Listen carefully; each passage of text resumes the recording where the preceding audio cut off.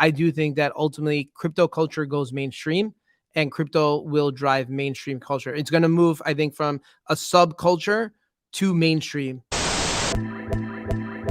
The Collectors. Hosted by Stashh.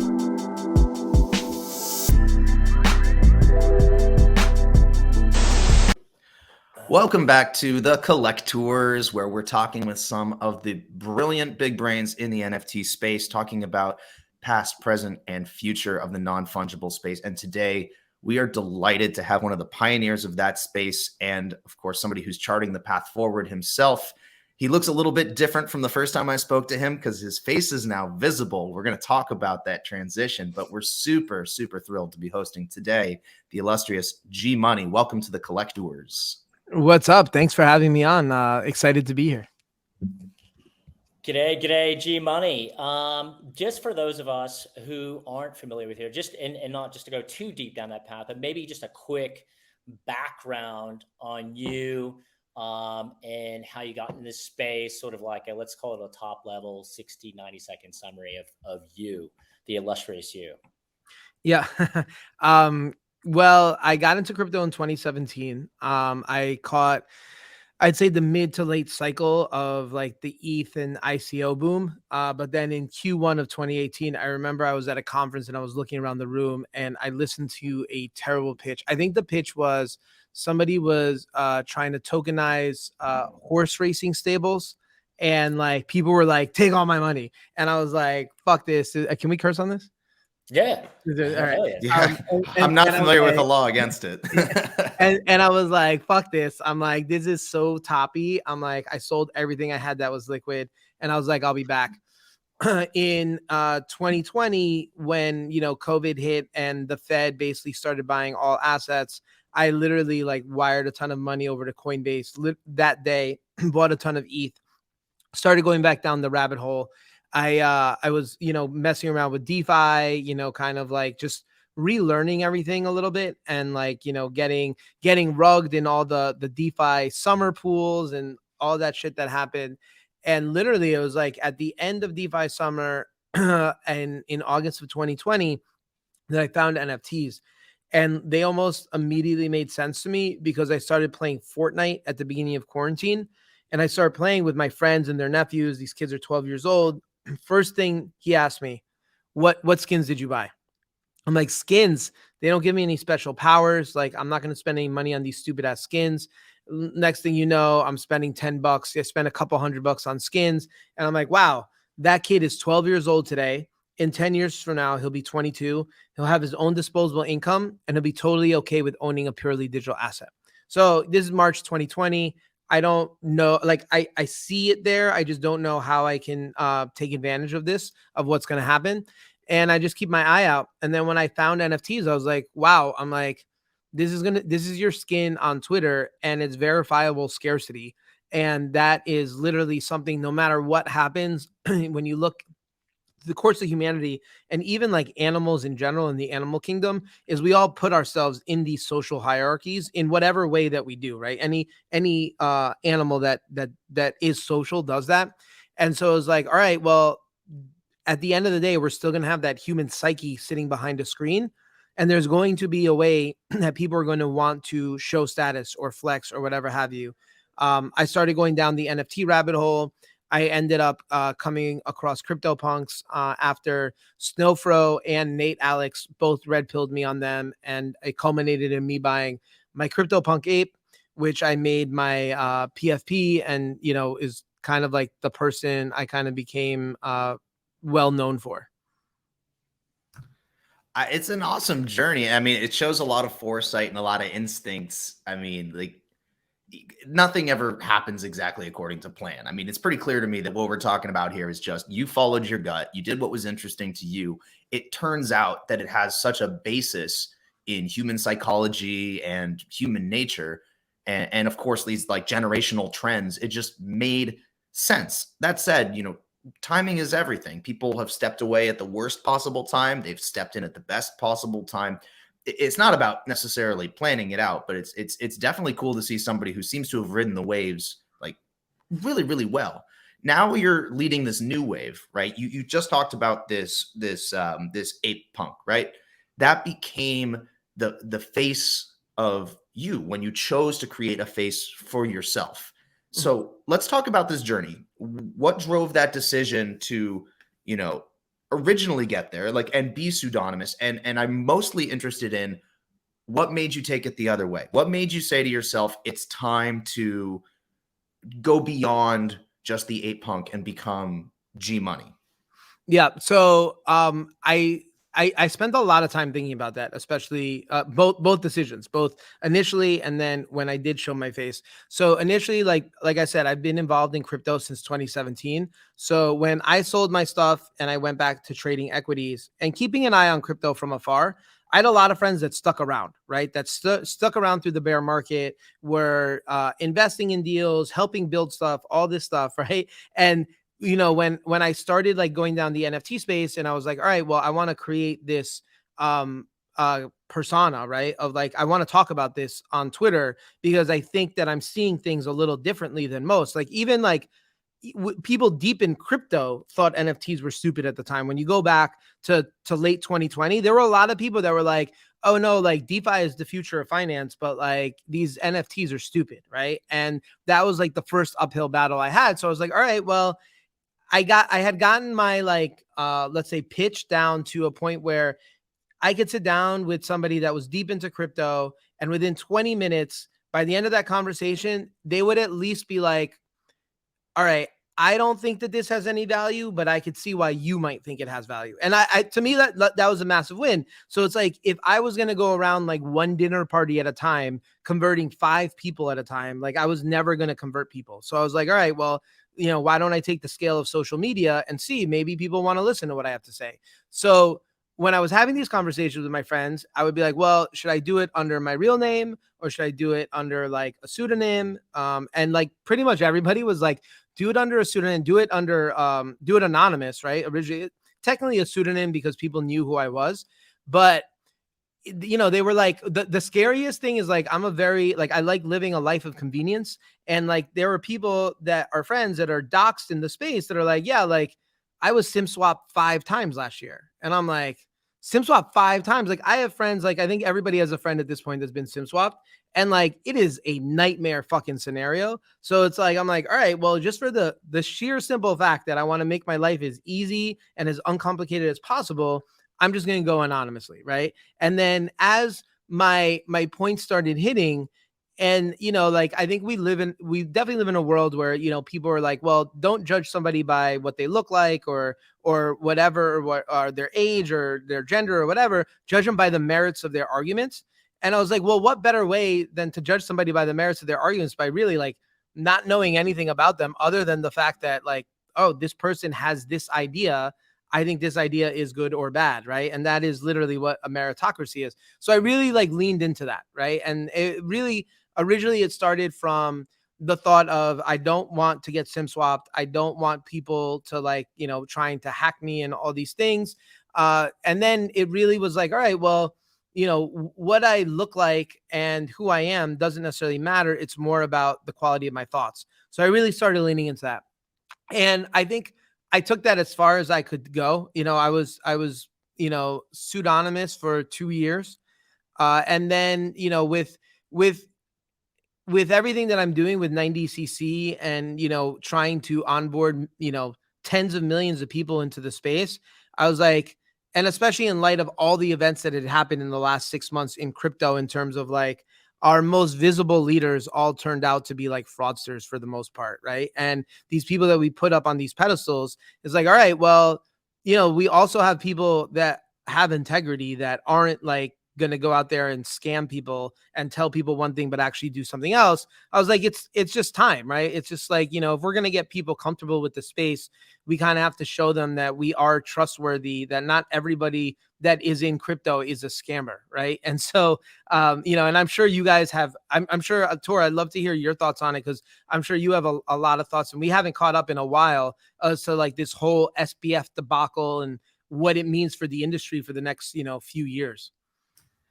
I mean, just to your point, it doesn't matter if you're a public figure, you can still be a scammer. That's Yeah. kind of what we learned, right? Like it does come down to trust and reputation. MC's got this sick avatar. He's not a scammer just because he's got a cool face and he designed this awesome AR asset. It doesn't really matter. I guess that's my point. Like identity and reputation and trust are related, but not the same. Pseudonymous does not mean non-trustworthy. Known does not mean trustworthy. These are really complex topics. What matters is what can you prove? How do you earn that identity? How do you earn that reputation? And I know, MC, you had a question specifically about signaling, because signaling reputation and signaling these things, beyond just showing your face or not, is so important if you're going to build a brand in this space. Yeah, and I'll just make a quick reference just to how I got on my journey without going down that rabbit hole. But Balaji Srinivasan, I think, popularized the whole idea of pseudonymous economy, and that this is kind of a new feature going forward, right? So if you can build your reputation according to whatever profile, that then is something that's on record, it's on chain in a way.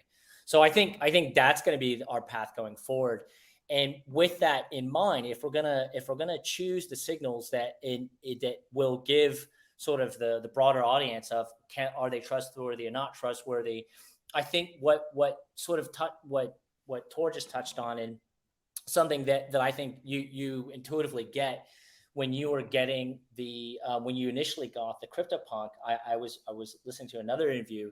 You wanted to signal to others that, hey, look, I'm part of this space. I'm sort of an OG, and this was sort of your path to do that with a punk. Given that context of where you came from with that punk, what do you see now that would be what would be the new signal given our current state now, especially now after the SBF? So I'm going to pause on answering that question for a second, because I think you guys touched on something really interesting that I think in crypto, we've been trying to solve this for a few years now. And I don't think we've had like a real scalable solution just yet in terms of reputation, right? Like, I think like for example, like credit doesn't exist in the system right now because like you can't assign like a human behind a wallet, right? And so it's like there'd be certain wallets that are known wallets, right? Where you're like, okay, we can extend credit to this wallet because we know it is associated with this entity. But like, there's no way for like a wallet to earn reputation right now, because it could be like a bot farm in China or about like somewhere in the world. And it's like, how do you verify that it's human? And like one of the things, and I think this will tie into what you're getting at, MC, is like one of the things that I'm working on with 90cc that I think it becomes really interesting is that like you're kind of creating these network effects in the real world. So for instance, like each 90cc shirt, if you ever see one in public, right, you can go up to it and you can scan a POAP, right? And when you scan a POAP, you can send it to the wallet that you want that's linked with you, right? So in reality, if you go up and let's say you collect 10 POAPs from 10 different shirts, you are probably a real human being and you are not a bot, right? So all of a sudden you start to implement those elements of reputation where all of a sudden, like, now what does that mean for the composability layer of then taking that wallet and then being like, okay, well, this wallet is probably associated to a real person within like the 90cc community. What does that mean when you can then go to Teller and be like, look, this is probably a real person, right? And get credit. You actually are answering the question, though. I don't know if you realize that, but like we asked you what sends that signal now. When at the time that you bought your punk, it might have been some sort of high status acquisition, publicly paying out of pocket. And now you're saying that something to signal you're human, something to signal reputation, is actually doing something in real life, interacting with something that a bot couldn't do, a North Korean hacker couldn't do, building your reputation through activity. And by the way, this is like the core of the ethos at Stashh. This is exactly what we talk about and why we build privacy by default.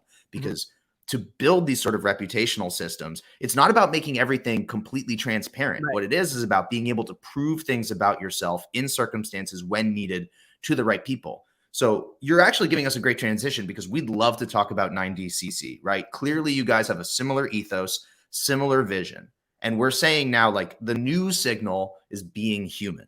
So talk to us about 90cc. What is the core ethos of that brand how, as a luxury lifestyle brand, how is that letting people send the signal that you think they really want to send to the broader community? Yep. So there were three things that I wanted to solve for when I started the brand.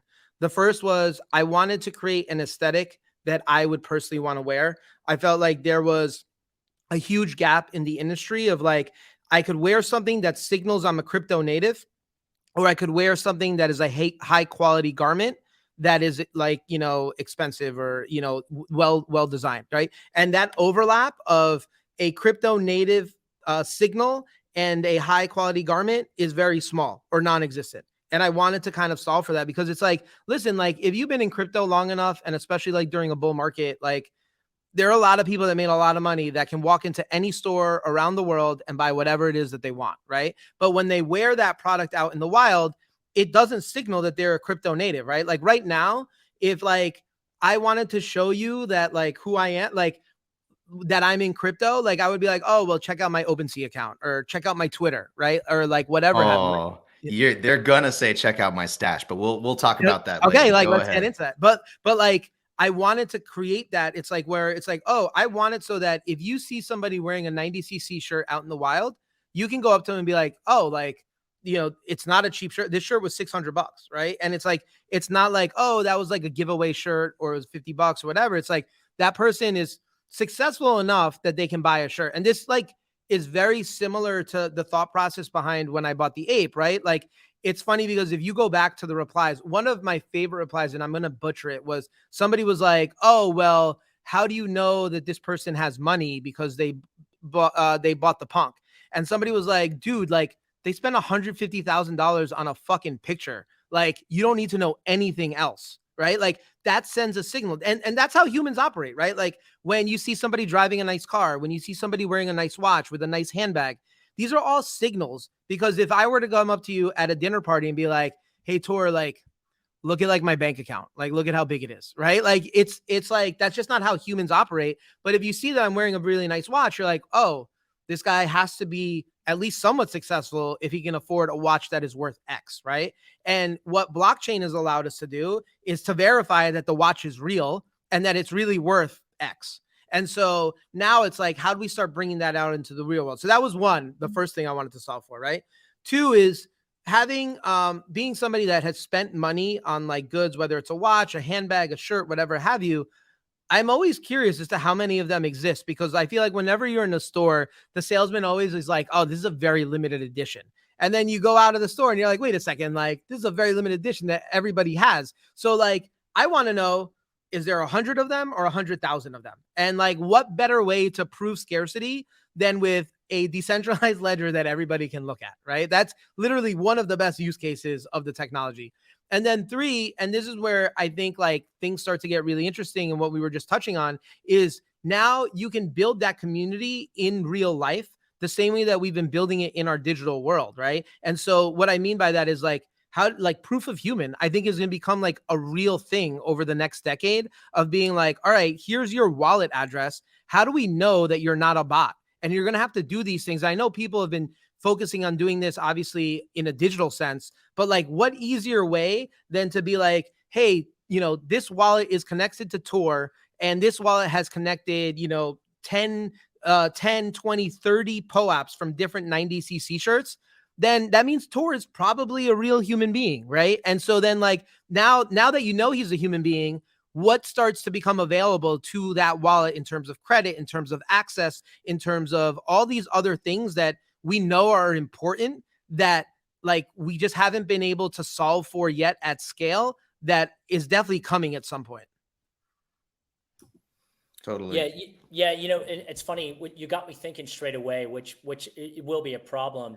You want to signal to people, but also you don't want to signal to people. So I there's in the back of my mind, I'm like, you also become a target, right? A visible physical target in a way, especially if this brand starts to catch fire. But I guess like, I mean, I'll push back in that, like, if you're wearing a Louis Vuitton shirt or a Christian Dior shirt, you're also technically a target, right? Like, just because I'm wearing this shirt doesn't necessarily mean I walk around with my seed phrase on me at all times, right? So it's like, I do think that like, yes, you could become a target, but then also my pushback to that is like, LVMH is one of the biggest brands on the earth, on planet Earth, and I think they did record sales last year, right? So it's like, I would push back in that sense because I think people at the end of the day like to status signal. Now, look, like maybe you don't wear every shirt to every occasion, right? Like if you're walking down a dark alley at night,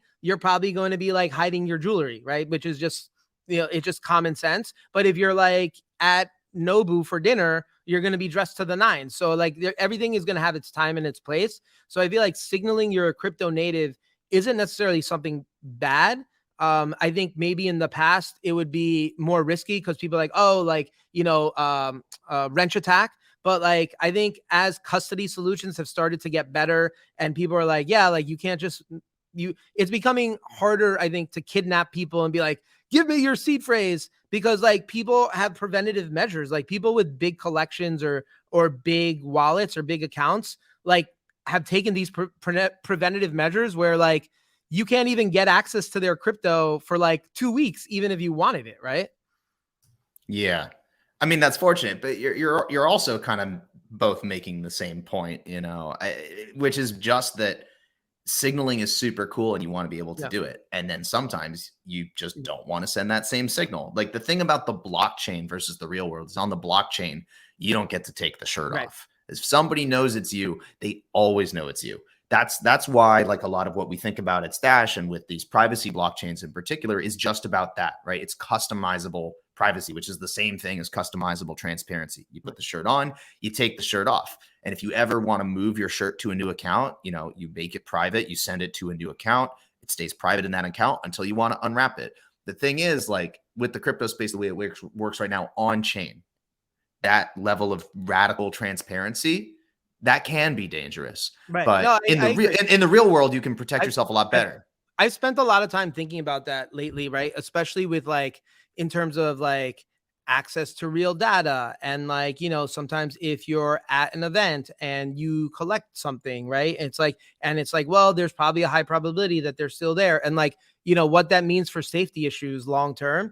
And I think to your point is like, I think we're going to start seeing, and I think we already are starting to see that wave. And Tor, like I commend you because you were probably one of the first persons I was talking to in the space talking about privacy for a while of like ZKs, right? Like to your point is like, you can attest that you were there without having to show that you were there and the time that you were there. Right. And I think we're going to see a movement towards that.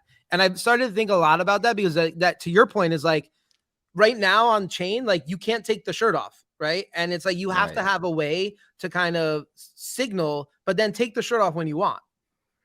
The reason I'm grinning like an idiot is because in 2 questions from now, I'm going to tell you exactly that what you're talking about is already built and has been used hundreds of thousands of times on Stashh. But I'm going to hand it back to MC because I know he had something to ask in between. Yeah, well, maybe just switching gears a little bit, just because we're now fully in a completely different part of the market cycle. I mean, I think we're fully in a deep bear, and given that we're talking about the sort of the trends that were versus what the trends are going to be. I'm look, obviously one of the big things that was sort of the last year or so was just the whole metaverse hype, the whole Web3 stuff. And I'm sort of having this big question whether any of that stuff is still relevant, or if it was just a hype phrase, or if that's going to lead to something else. We're talking, with 90DCC, you're talking about essentially a fizzy digi, right? So was the hype real, or where's it going to? How's it manifesting? I mean, given that, where's the future utility of what we thought was going to be, I don't know. I'm not sure that I buy anymore so much into the metaverse idea. I mean, maybe it's just an evolving concept. Yeah. So I'd make an argument that we're already in the metaverse, right? It's just like a 2-dimensional metaverse, whether it's Twitter, Discord, Telegram, whatever it is. I mean, I personally define the metaverse as like anywhere where communities are forming in a digital format, right? So like Reddit is a metaverse, like all these little ecosystems are metaverses. I think over time we're going to have like portable identity where like your Reddit profile can be ported over to Twitter, can be ported over to Instagram and whatever, right? And so you can then pick up and take your presence and take it to wherever you want. I think with regards to, let's say, like fully immersive 3D metaverses, I think the tech just has to catch up to where the ideas are. And that is just, a simple function of time. I think we're probably going to get there. Like all the advances that we see in AI, like over the last 5 months, it feels like that obviously has been like years in the making. But I just think that like we're going to get to a point that probably within like 2 years, like we're going to be making our own metaverses from like data, from like literally writing prompts, right? And so I think over time we'll get there. I don't know how long it will take. Your guess is as good as mine. I think one, the hardware needs to catch up. Two, the software needs to catch up. And then and I think people are already thinking about the interoperability framework of it. But I do think that at least for me, and this is why I'm focused more on the physical side of things, is like meet people where they are. Like the majority of people don't spend 20 hours a day in an immersive metaverse, right? Like they spend, 20 hours a day on TikTok, Instagram, Twitter, Facebook, all these programs. But like over time, I think we're be going towards a more digital future, and we should be prepared for it. But I think, I don't know if it comes tomorrow, right? And I think the fact that, Facebook was invested so much in it. It's funny. I was listening to a podcast last week that kind of like has already, it's a bunch of VCs calling the Web3 hype cycle dead already. And I think it's funny because it's like, I think we're just getting started, and everything ebbs and flows. And I think all asset classes have been hit. And right now the hot topic is AI, right? But I think AI goes hand in hand with everything that we're building in Web3, to be perfectly honest. Oh, don't skip ahead, man. That's our question after this one. We're definitely going to talk with you about AI. I know this is something MC is super passionate about. But before we get there, like we had just started talking about, utility and this idea of NFT utility being derived from reputation and identity and like where you've been and what you've done as opposed to what you've spent. So when we were building out Stashh, right? The original vision of Stashh was like a marketplace for exactly those kinds of private by default NFTs we were talking about. The kind of thing where it's like, this is an NFT you can put on and take off. It can have private metadata inside that you can unwrap or keep wrapped or share with somebody, rent to somebody. Like that level of customizability we thought was the next 100x design space.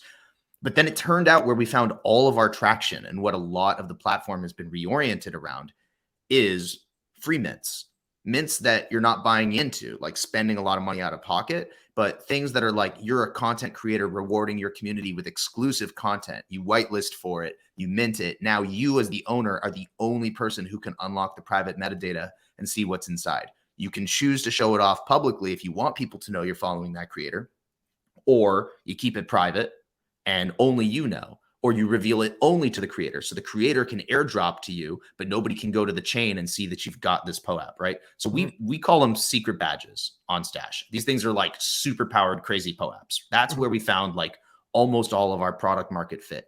And I will be honest, a lot of the inspiration for what we saw as the utility of those kinds of things comes from watching what you built with Admit One, because I thought that was one of the first very successful experiments in free mints that evolved around creator access, that leveraged what you were trying to build with your own identity and reputation, but made it something the community could share in.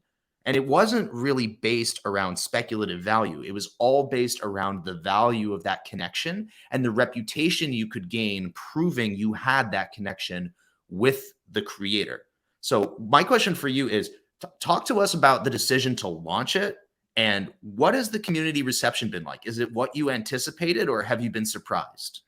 Yeah, so I'll start with my decision to launch it, right? And so, and this has ultimately led in my decision to why every 90cc shirt has its own POAP is because of these two experiences, right? When I think the first time we met, Tor, was at BTC Miami in 2021. Over those 3 days, about a few days before, I was like, you know what? I'm going to do like I want like to give NFTs to people if they show up to a place. And I didn't know what POAP was at that point. And I was talking to somebody and they were like, oh, you should talk to Patricio at POAP. And I had no idea what POAP was. So like, I'm like, I talked to this nice Argentinian man. I hop on the phone with him and we're like, I tell him what I want to do. He's like, perfect. He goes, I can make that happen. Meet me when you land in Miami. I will give you QR codes and you can hand them out. Right. And so basically I paid somebody to stay at 3 different places over the course of 3 different days within like 2 blocks of like where the actual convention was taking place. Cause I was like, I don't want people running all over the city of Miami to collect this. Like the lift was, if you were willing to go out of your way for like 5 minutes, 10 minutes and go collect this NFT with no promise of anything, right? Then like maybe something comes. I don't fucking know, right? Whatever. And so, and again, I didn't have like an idea of what I was going to do at that time, but I knew I wanted to do something and I wanted to make it organic because if I said this leads to something in the future, then like, everybody would have went to get it. Right. And, over the course of those 3 days, there were about 70 or 80 people that showed up. One of those days, there were 2 people that didn't know each other. And the only thing they had in common was that they both followed me and that they both showed up to the same place at the same time. They ended up becoming friends, business partners, started a venture fund together, co-founded a couple of DAOs.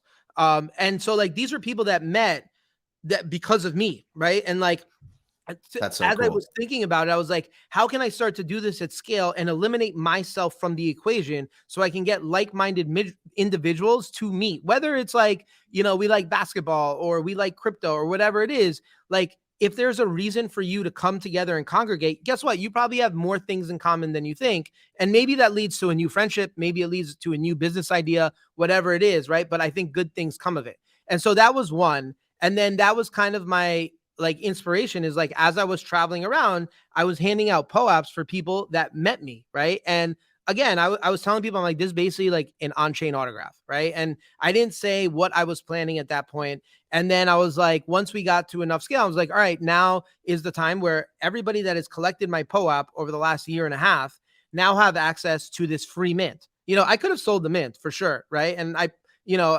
we were running every single idea of like an auction, an allow list, a free mint, whatever it is. And I was like, you know what? I think free mint, and this was like, I mean, at the time, like nobody was doing free mints. I think this was right around when I think Goblin Town did their free mint. We were like the first 2 projects that did that. Right. And so really early on within the community, once the community formed, like, and I told everybody on the team too that was working on it is like, I don't want to talk about the price, right? Because this isn't necessarily about the floor, but like I gave this away for free. It's more to build a network that I think will have more value over time, in the sense that the people that are part of the community are people that like what I stand for, that believe in my vision, that want to take part in it, that are doing their own part in disruption, right? And doing their own part in adoption, whatever it is. And everybody's working on their own thing. So like really early on, like when, flippers would come in and they would buy something, like, and we could see, right? Like somebody would buy something, then come into the Discord. It's like, what are you doing to increase the value of this NFT? And I'm like, nothing, right? Like if you want to sit here and be like, what am I doing to make you money? Like, no, like this is going to be a community run thing. I have my ideas. I have a lot of cool shit that I'm working on. And this was obviously before the launch of 90cc is like, but like, I also want like that community and that group of people to be part of the community and feel a sense of ownership. Right. And like the most interesting thing that I found is a lot of self-organization that's happened where it's like, okay, cool. I have myself and the core team that are working on the things that we're working on. But like, so we have a community run organization called the Watchers that formed really, really quickly because why? What happened is you had people that couldn't get access to allow lists that, I can get access to allow lists. So they would use the fact that they were in the community to be like, hey, let's get allow list spots for this drop. And I'm like, cool. That's not something that 1, I want to handle, or 2, that I care to handle. Right. Or can handle for that matter. And so now we have a community that will go out there, try and find projects for us to get on. The Watchers Council votes on like which ones should be allowed. And if it doesn't pass the Watchers Council, then it becomes like one of the degen mints because it's more higher risk. But it's like, these are things that are run by the community that are value add to the community because like people feel that sense of ownership. Right. And like, I'm doing my things to add value, but like my things also take time, right? Like, it's just like when you're working with like Yeah. larger organizations, it takes more time, but it's like the sense of community that is developed, like that to me was like the number one surprise that I was like, whoa, like this is Hmm. really fucking cool. Like, now how do we empower these people to go Right. and build on top of that? You say you're surprised. I don't really think you were surprised. I think this sounds exactly like the thesis you talked to us about right at the top of the show. You must have known on some level instinctually that this is what humans like to do. They love to form community. They love to be involved. The reason they want to be in this and not just out there buying Louis bags is because this is something they have that stronger sense of ownership of. Even though if it's oriented around your brand, what you're really doing is bootstrapping a big pie with your brand that now people can come in, even if they're not extending the brand, but developing their own based on that initial momentum. That's how humans work. That's how they think. And that sense of community that forms, that implicitly now becomes a halo effect for you because you're the one who was there to introduce them. That was your ecosystem, your community. And I know that flows, I'm sure, back into 9DCC. That's also like part of the 9DCC ethos, part of the brand. They did this free mint, but they're going to buy those shirts, man. Yeah, I've got a follow-up question to this. It ties both towards privacy angle and the signaling angle of 90cc. How do I tell somebody, and maybe you're thinking of this, how do I tell somebody I'm affiliated or I'm part of the 90 90cc. yeah, 90cc click without overtly communicating it? So is there a way to wink, wink, nudge, nudge, hey, you and I are in the same group without overtly communicating that, if that makes sense? I see what you're saying. Almost like a secret handshake.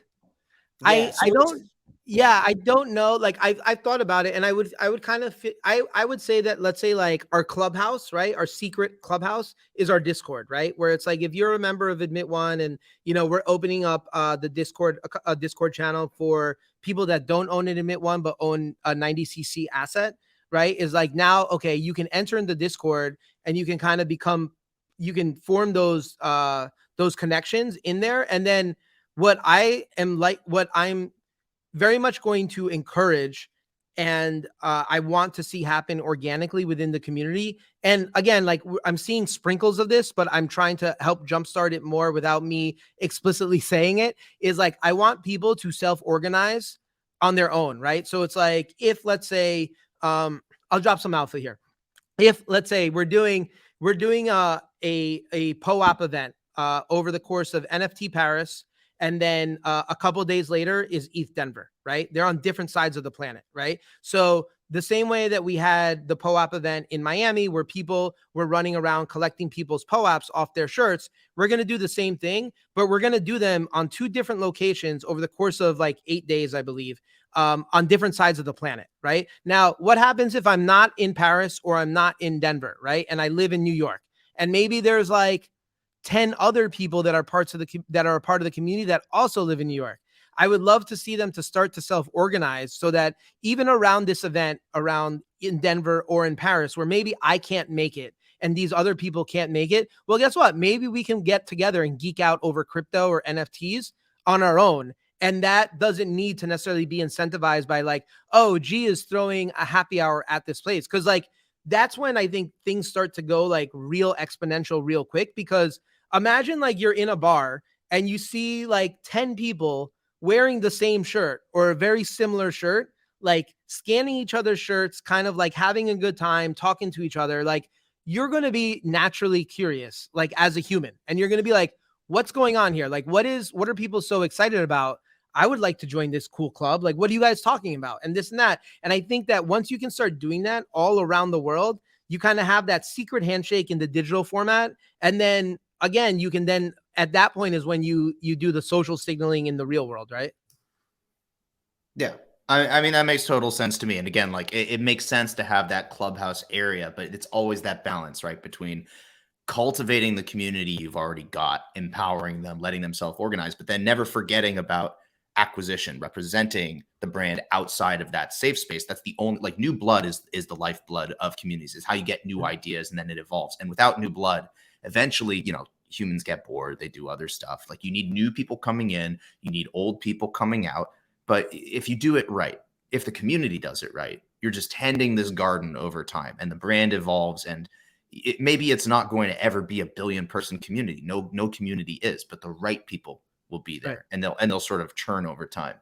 MC, let's get back to what you were talking about with AI. I know, G-Money, you got thoughts on AI, so ask away, MC. Yeah. So look, I mean, obviously AI is super hot right now. It's blazing forward. I think this is probably going to be what tears us into the next bull. That's my humble opinion there. But I think where I'm bridging it, and I watched your interview with OMG Kirby. And what I love is the obviously broad application of AI, whether it's music, whether it's visual, whether it's, Chat GPT, whatever. Obviously, I think there's going to be a sort of a merging of all of these things, whether it's video, what have you. So I think it's going to be in many ways probably even beyond a comprehension and the speed at which it goes. Maybe you can sort of tie together how you think that will tie into crypto and or NFTs. That's the thing that I'm actually struggling to bridge right now.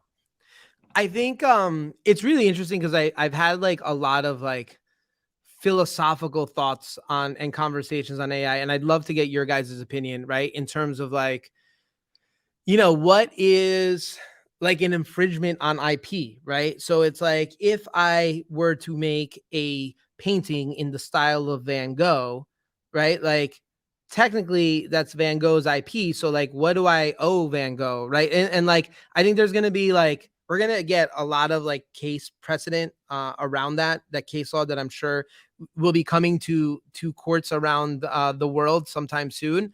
I personally believe that like ultimately you can't like hinder technology, right? And so it's like, if anything, this is going to lead to a mass of explosion in creativity from people that didn't otherwise have access to create. Like, for instance, like everybody's a creative person. I'm super creative. I can't draw for shit, right? But now I can go into Midjourney and be like, make me this. And I can like start doing like a mood board of like, oh, that's what I want. Like, that's the vibe that I'm going for. Like literally. So the mood board that we built out for the pop-up that we did in our Basel, it was me and Midjourney for like an hour, just kind of being like, oh, all right, this is the vibe. All right, I like that. Cool. Let's build on that, right? And it's like, I want to get to a point where like I'm building all my assets with AI, or at least like really speeding up the process significantly instead of me having to wait for like a designer to kind of come back to me and be like, no, like this is how I'm thinking about it in my head. Like, let's build off of that there.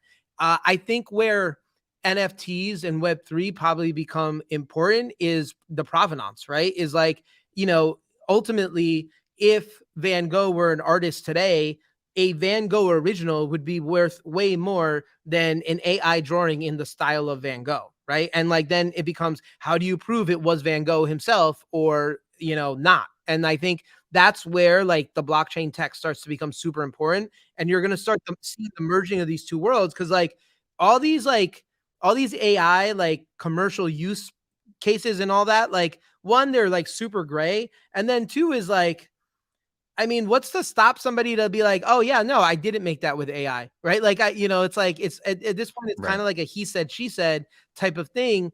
And it's like the real way you prove that provenance is by like, yeah, well, look, this was minted first. So like, this is the real one, right? I think you're making the precise point that needs to be made about the role of blockchain in NFTs and how strongly that revolves around digital rights management with provenance. I'm going to date myself here. It was 2015 during my MBA program at MIT, and I wrote my thesis on, I believe it was called Digital Rights Management Using Emerging Blockchain Technology. And I tweeted this thread. It's this like 70 slide deck that I put together. And at the time, Ethereum wasn't even mainnet. So like most of my solutions were like, we'll use colored coins on Bitcoin. I was talking about like pure, what was it called? Oh man, there were so many weird like small ones. Ujo was one because that was coming out of consensus. There were like all these different solutions. But again, it came back to this idea. Ascribe was another. That was Bruce Pawn's company. Bruce Pawn is now Ocean Protocol founder. There were all of these ideas around provenance. And the one place where I feel like privacy, like if you think that NFTs are all about flexing on people all of the time, you've got the wrong idea of the role of blockchain and NFTs. What it's about is being able to say, this thing that I've chosen to flex, if you do, is the real thing, right? You can go on chain and be like, this is the real Bored Ape collection. It came from the address we all know is associated with Bored Apes. And if you limit the amount of, human authentication or humans in the process to just verifying provenance, right? So that some sort of art organization somewhere, some global organization can be verifying things, and then that verification is on chain. Now, nobody doubts this is the real thing. Whether you choose to show off you own it or not, you own the real thing. And then anybody you choose to make that known to also knows you own the real thing. That is the thing that blockchain does better than any other technology in the world. And that's the thing that's going to, as you said, like, this is where AI, NFTs, blockchain, the future of art, this is where it all starts to coincide, is this idea of provenance. Even if the provenance is to say, the AI is the creative actor itself, and it's associated with this AI powered by this group of people, fine. But at least you know it. You know Right. what it was, and everyone agrees, and the ledger agrees too. Right. I think that's a great pivot into our last question for you, right? Like, now we're talking about the future, and we've talked about a lot of things that, like, I think are super groundbreaking. And 90cc is groundbreaking. Admit One was groundbreaking, like one of the first free mints. Having a punk ape as a profile picture was groundbreaking. So we're always talking about what's next. But a lot of what we've talked about are also things I think a lot of other people agree with us on. They're seeing it play out in real time. So even if they disagree, like, the thesis is going to bear it out. So with our last question, I want to know, what do you feel is your current most controversial stance or viewpoint that you have on the space, where, like, if you came on a podcast, maybe like this one, and you said it, people listening would be like, oh, I like that guy, but I don't know. Like, maybe he's gone too far, or like, I don't know if I can agree with him on that one. Surely you must have a contrarian view. Could be contrarian for today, but like, you could be right in a year, right? Or even in 2 months. But the point is, like, what do you think is the only thing, like, you got going on today where you're like, I still believe this before anybody else?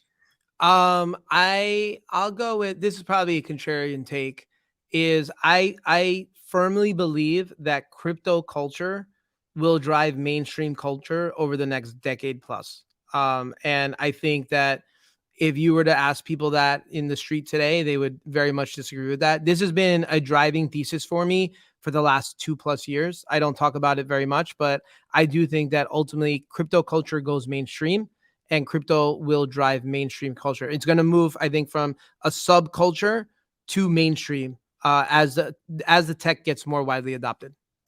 How so? I memean, from because you're in fashion now, could you be specific about how that would drive? I mean, there's the tech side I see, but how does it then drive?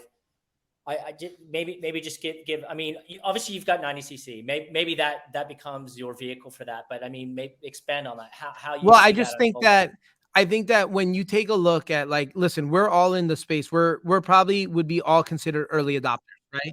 We're all in the space because we see something in the tech that we're like, this is special. There's something special going on here. And I think when you take a look at, like, any kind of tech adoption, it's the people that are the early adopters that end up driving influence. So, like, let's take a look at social media over the last 10+ years. The early adopters of social media are now some of the most influential people on planet Earth, right? And so I think that very similar to that, the rise of the crypto tech stack in the use of ordinary and everyday lives is like, listen, at the end of the day, like, if people want to talk to experts, like, all roads lead to, like, the people that have been here for a while, right? Like, if I want to talk to privacy, I always know, like, Tor is the first person that, like, I'm going to text, right? Like, and even though there will be people coming in, no, but even though there will be people coming along afterwards, like, I'm going to be talking to Tor. So then at some point when I'm spending time with Tor, his culture, I'll be like, oh, like, this guy's pretty cool. Like, oh, he's wearing that shirt. Like, all right, like, I want to be like Tor. I'm going to wear that shirt. And I think that we're going to start seeing that. Like, right now, there's so much backlash against crypto, and people are like, oh, crypto. No. And I know this from the conversations I'm having, where a lot of people are like, dude, like, nobody's doing anything in NFTs or Web3 right now. They don't even want to hear about it. I'm like, cool, that's fine. I know you're going to come knocking on my door in 2 to 5 years when, you're like, oh shit, like, we should have been really leaning into this, 2 years ago.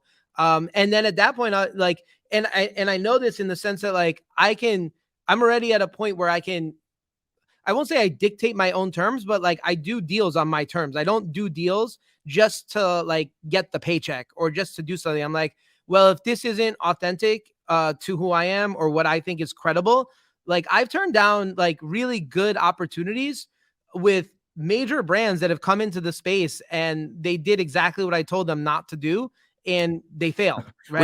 We won't name names. We won't name names, but like, I believe you. But like, you know, but because of that, I can do things on my terms and there'll be more and more of us that'll be like, well, I will only do this if you do it like this. And at some point they're going to have to listen to us and they're not going to say, oh, well, we know better, right? You trust us. You handle the tech, we'll handle culture, right? But at some point it'll be like, no, well, I'm not going to do that because I don't think it's cool. And if I don't think it's cool, it means my friends don't think it's cool. It means my friends are technically the people that are ones buying it.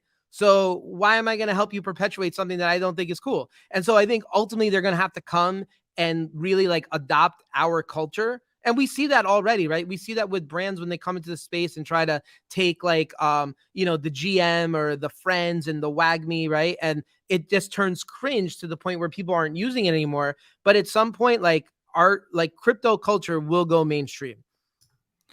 I like it. I mean, I actually think that's the real alpha right there. Oh, it's huge alpha. So anyways, if you want to listen, I'm speaking to the listeners now. If you want to listen to somebody who's been right a little early, you just got some alpha, right? Like you don't have to take his word for it, but it's probably just a good idea to believe him. So with that, we're wrapping up. So where can people follow you? Clearly they want the alpha. They probably want to keep up with everything you're shipping from 90cc and everything else. Drop some social links here. You know, we'll throw them in the episode description as well, but just speak them out loud. Let people know how they can keep track of you. Yeah. The best way is on Twitter, gmoney NFT, 90cc XYZ on Twitter. Those are probably like the two best places to follow up on all things that I'm doing. Hop in the Discord. We just we're opening up the Discord for 90cc holders this week. They're like you can hold any 90cc asset to get involved. So I think we've got some really exciting stuff coming along the way. And to kind of the point that we were talking about is the culture with the tech wrapped inside is like the Trojan horse that I think it's like, that's what we all need. So like, I'm really excited to be doing my part to kind of help and build that.